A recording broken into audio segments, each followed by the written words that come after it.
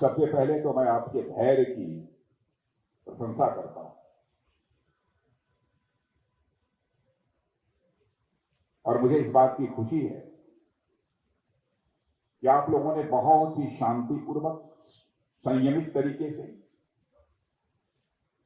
अपने व्यापार मंडल के नए पदाधिकारियों का चयन कर लिया।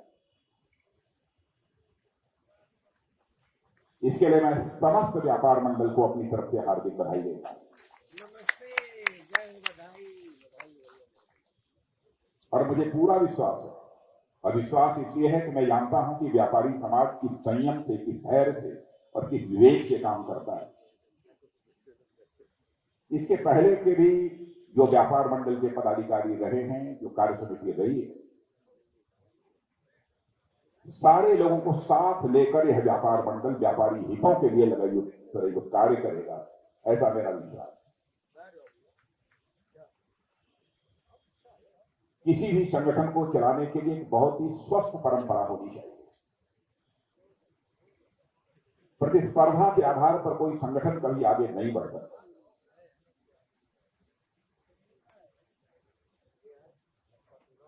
और किसी भी संगठन में लगातार कोई लंबे समय तक पदाधिकारी नहीं रह सकता। आज कोई है, कल दूसरा होगा, परसों तीसरा होगा, यह सिलसिला चलता रहेगा। एकजुट होकर हमें व्यापारी समाज की समस्याओं के समाधान के लिए काम करने की जरूरत है। और मैं अपनी तरफ से आपको यकीन दिलाना चाहता हूं, पहले भी करता रहा हूं, यह कोई नई बात नहीं है। आगे भी जो भी आपकी समस्याएं होंगी, यथासंभव सारी समस्याओं के समाधान के लिए मैं सतत प्रयत्न करूंगा। जो मांग पत्र आपके नवनिर्वाचित अध्यक्ष श्री अमरनाथ जी मिश्र के द्वारा प्रस्तुत किए गए, उसके संबंध में मैं पहले कहना चाहूंगा, जो हमारी केंद्र सरकार से संबंधित समस्याएं हैं, उन समस्याओं को पार्लियामेंट का सत्र समाप्त होने के बाद समय निर्धारित करके आप आइए। स्वयं भारत सरकार के वित्त मंत्री और वाणिज्य मंत्री जिनसे भी बात कराने की जरूरत होगी, उनसे मैं बात कराकर यथासंभव उसका समाधान निकालवाने की कोशिश करें।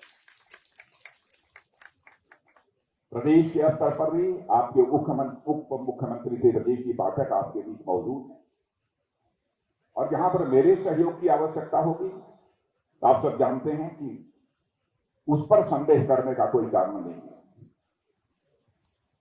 आज जब हम लोग यहां पर मिल रहे हैं, तो आप सभी जानते हैं कि अभी होली का, अभी कुछ ही दिनों पहले एक पर्व था। भारत का जहां तक प्रश्न है, यह भारत त्योहारों का देश है। हम सब सारे लोग उत्सव प्रिय हैं। हर पखवाड़े कोई न कोई त्योहार भारत में पड़ ही जाता है, लोगों के अंदर एक नया उत्साह पैदा करता है, नई ऊर्जा पैदा करता है और एक नए जोश का वह संचार भी करता है।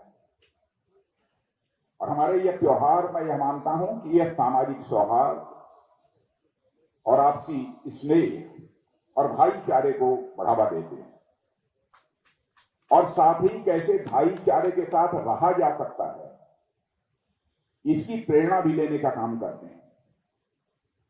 और मैं तो यह मानता हूं कि होली का जो पर्व है, वो एक विशिष्ट पर्व है। यह सिर्फ रंग खेलने का अथवा मिठाइयों का ही यह पर्व नहीं है। यह पर्व राधा और कृष्ण के दिव्य प्रेम की एक कहानी है।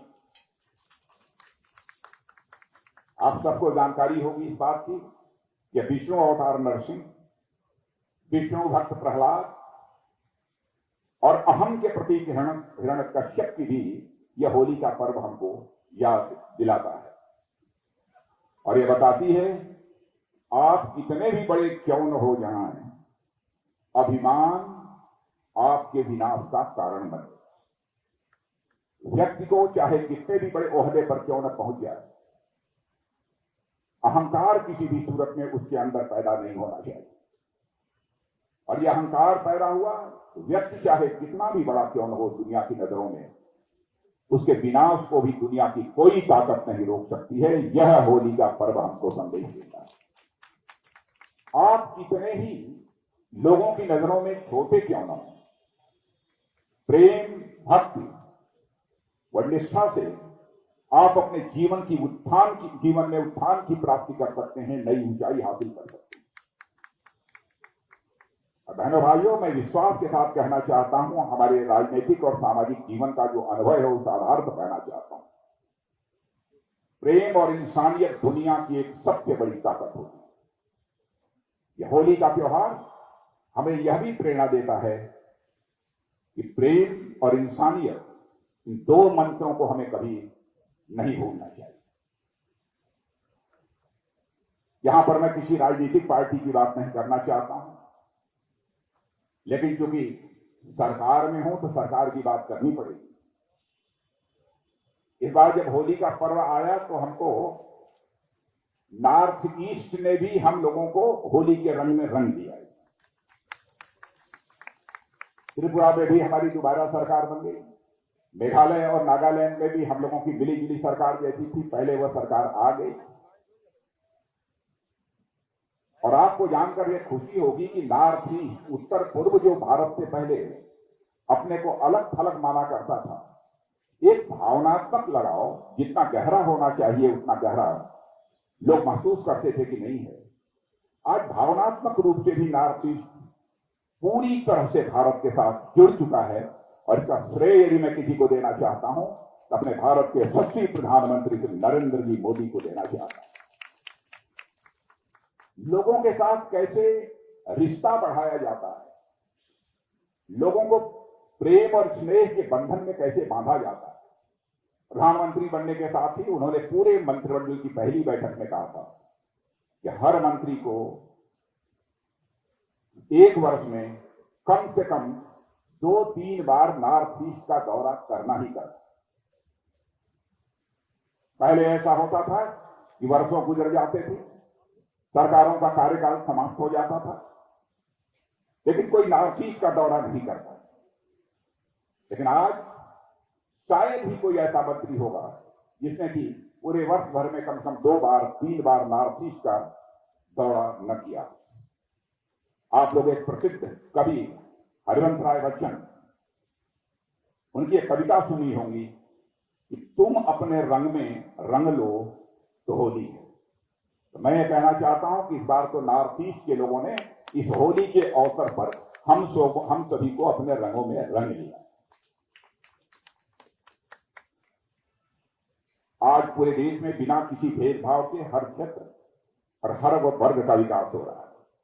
और हमारे प्रधानमंत्री ने भी कहा, एक मंत्र दिया है, सबका साथ, सबका विकास, सबका विश्वास और सबका प्रयास। और इसी प्रेरणा से भारत तेजी के साथ इस समय आगे बढ़ रहा है। और मैं उत्तर प्रदेश में, यहां पर देश की बात ना करके उत्तर प्रदेश की बात करना चाहता हूं। अभी हाल में ही ग्लोबल इन्वेस्टर समिट, बहनों भाइयों, ग्लोबल इन्वेस्टर समिट में मैं भी भाग लेने के लिए आया था। मुझे यह जानकर बेहद खुशी हुई कि 35 लाख करोड़ से अधिक का इन्वेस्टमेंट उत्तर प्रदेश में होगा।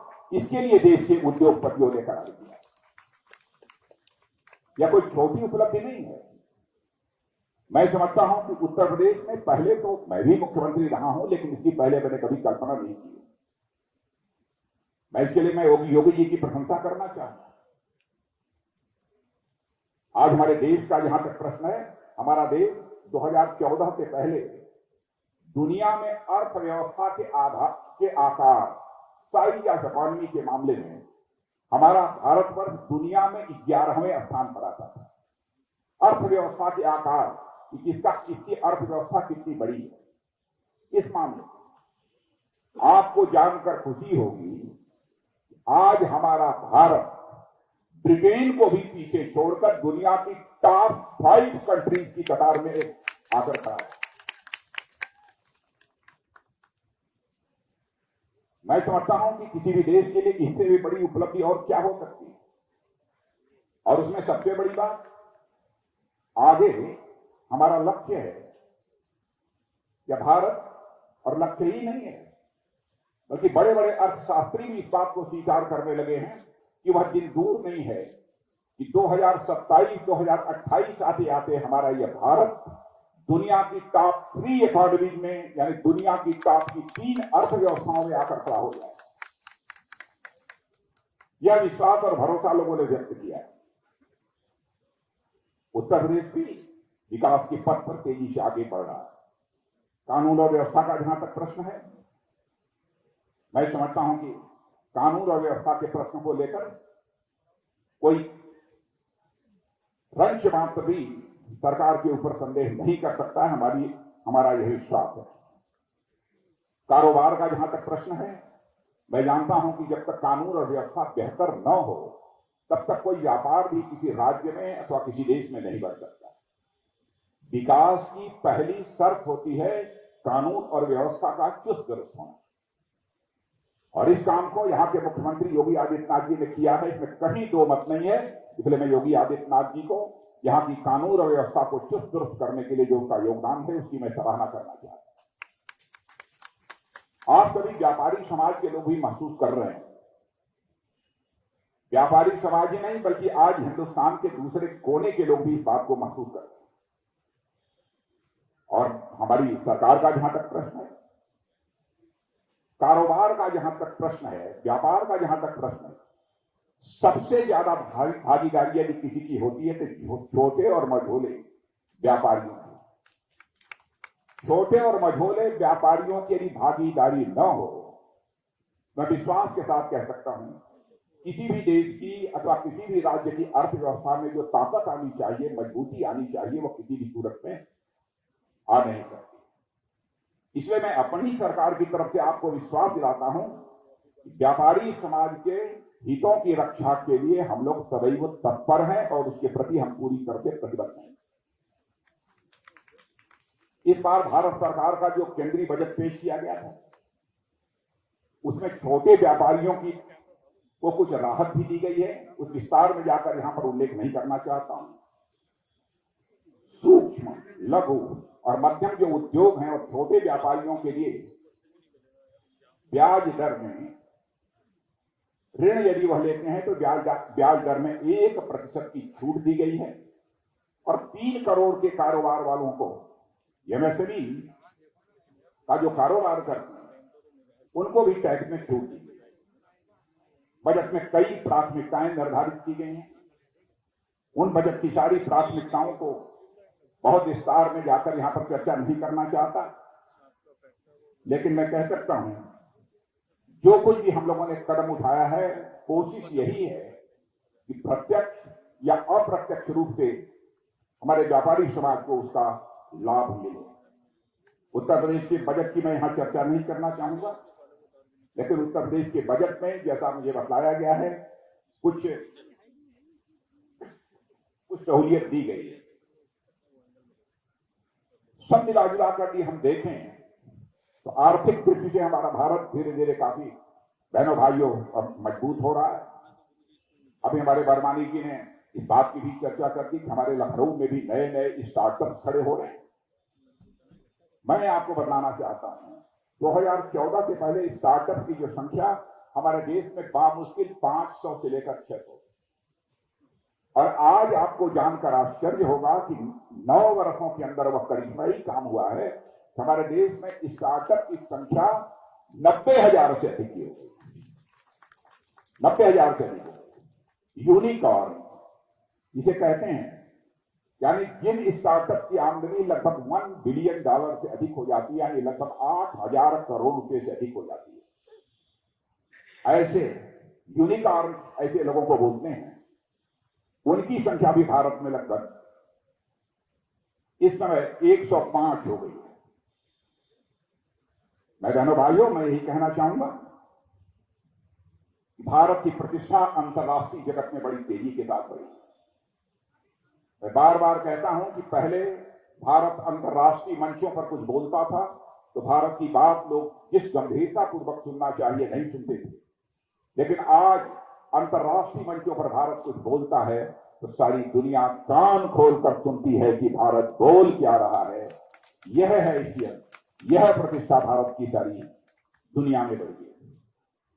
इंग्लैंड, जिसने लगभग 200 वर्षों तक हमारे ऊपर हुकूमत की है, आपको जानकर खुशी होगी कि इंग्लैंड का भी ब्रिटेन का भी इस समय नेतृत्व यदि कोई कर रहा है तो भारतीय मूल का ही व्यक्ति ब्रिटेन का भी नेतृत्व कर रहा है।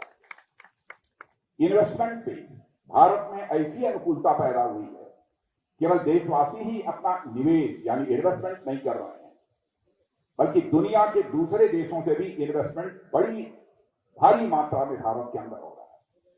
भारत में भी यह सब सारी अनुकूलता पैदा न हुई हो तो मैं समझता हूं कि दुनिया के दूसरे देशों से जितना आज निवेश हो रहा है, जितना इन्वेस्टमेंट हो रहा है, वह शायद किसी भी सूरत में न हो पाता।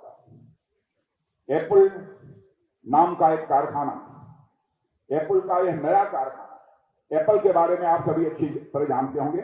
अब बहनों भाइयों, जिसकी हम लोग कभी कल्पना नहीं कर सकते थे, वह कर्नाटक में लगने जा रहा है, यानी हमारे भारत में लगने जा रहा है। पहले यही एप्पल कंपनी इस काम को चाइना में किया करती, यानी भारत के प्रति आकर्षण बढ़ा है, भारत में व्यापार करने की अनुकूलता बढ़ी है। इसलिए एप्पल जैसी कंपनी भी अब चाइना को छोड़कर भारत में अपना कारखाना लगा रही है, कर्नाटक में लगा रही है। यह भारत की हैसियत, यह भारत की साख, यह भारत की विश्वसनीयता दुनिया के दूसरे देशों में बढ़ी है।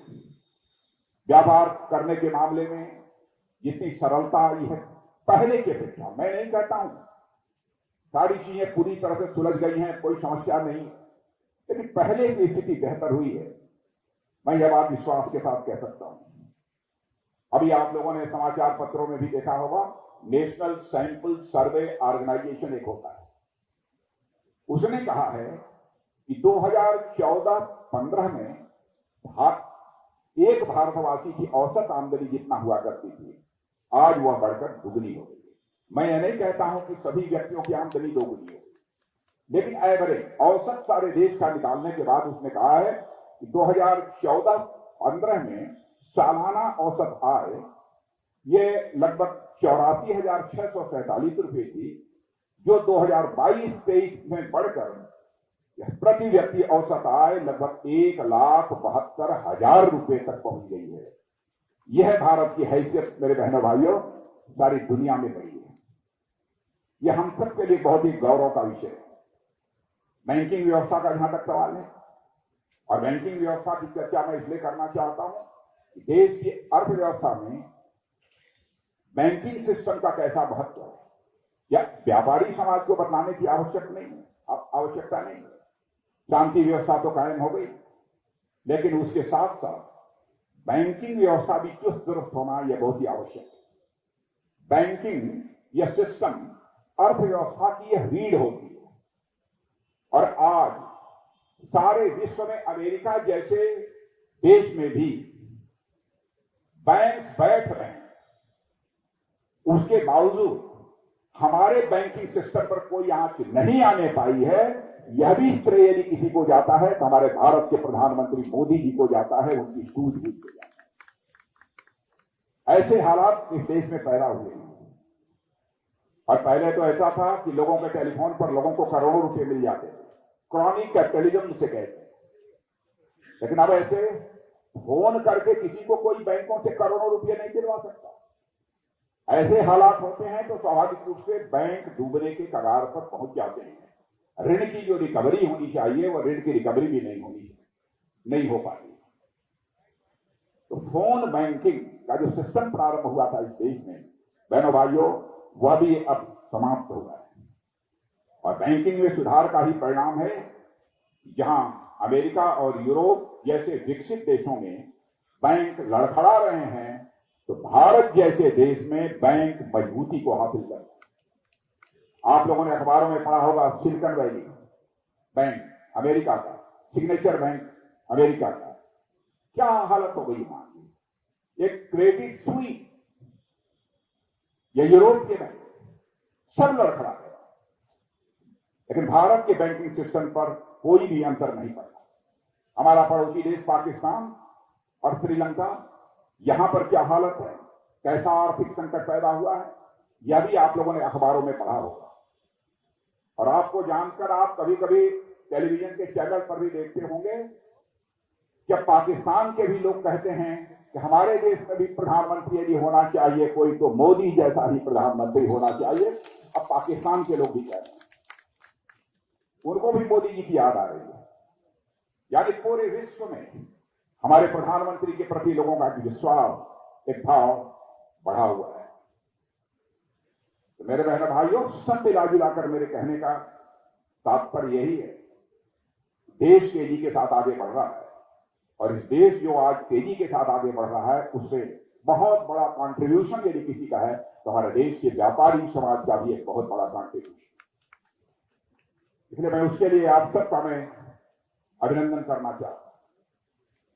लेकिन तकलीफ तब होती है जब हमारा देश आगे बढ़ रहा हो, भारत की प्रतिष्ठा दुनिया में तेजी के साथ बढ़ रही हो। उस समय कुछ लोग भारत के संबंध में दुनिया के दूसरे देशों में जाकर भारत की प्रतिष्ठा पर चोट पहुंचाने की कोशिश करते हैं और उनसे कहते हैं, जय अमेरिका के लोग, अय यूरोप के लोग, आप चुप्पी साथ क्यों बैठे हो? भारत में लोकतंत्र खतरे में है। यदि किसी को लगता है कि भारत में लोकतंत्र खतरे में है, उसकी चर्चा भारत की संसद में होनी चाहिए। जब दुनिया के दूसरी देशों से जाकर हम ये चर्चा करेंगे कि भारत लोकतंत्र में खतरे में है, आप चुप्पी साथ कर क्यों बैठे हैं? आइए भारत को बचा दीजिए। बहनों भाइयों, भारत में जैसा लोकतंत्र है वह दुनिया में कहीं पर नहीं। बीजेपी ने किसकी आवाज बंद कर रखी? आवाज बंद की गई है तो 1975 में इमरजेंसी लगाकर यहां पर आवाज बंद की गई है। बहनों भाइयों, हमारी सरकार ने किसी की आवाज को कभी बंद नहीं किया। जानबूझकर कुछ लोग देश को अंतर्राष्ट्रीय जगत में बदनाम करने की कोशिश करते हैं। मैंने जानबूझकर इस बात की चर्चा की, यहां पर व्यापारी समाज के लोग मौजूद हैं, जागरूक लोग हैं। देश की अर्थव्यवस्था को कैसे मजबूत बनाया जा सकता है, कैसे उसे ताकत दी जा सकती है, इन सब सारी चीजों को अच्छी तरह समझते हैं। इसलिए जानबूझकर मैंने इस बात की भी आप लोगों के समक्ष चर्चा की है। इसलिए बहनों भाइयों, आज के अवसर पर इससे ज्यादा कुछ न कहते हुए, नए अध्यक्ष निर्वाचित हुए हैं श्री अमरनाथ जी मिश्र और उनकी पूरी टीम और हमारे चेयरमैन श्री राजेंद्र अग्रवाल, सभी का नाम मैं अब नहीं लेना चाहता। सबको मैं अपनी तरफ से हार्दिक शुभकामनाएं देता हूं और अपनी तरफ से पूरा यकीन दिलाता हूं कि हमारे द्वारा जिस भी प्रकार के सहयोग की आवश्यकता होगी, पूरा सहयोग व्यापार मंडल लखनऊ को प्राप्त होगा। यही आप सबको विश्वास दिलाते हुए अपना निवेदन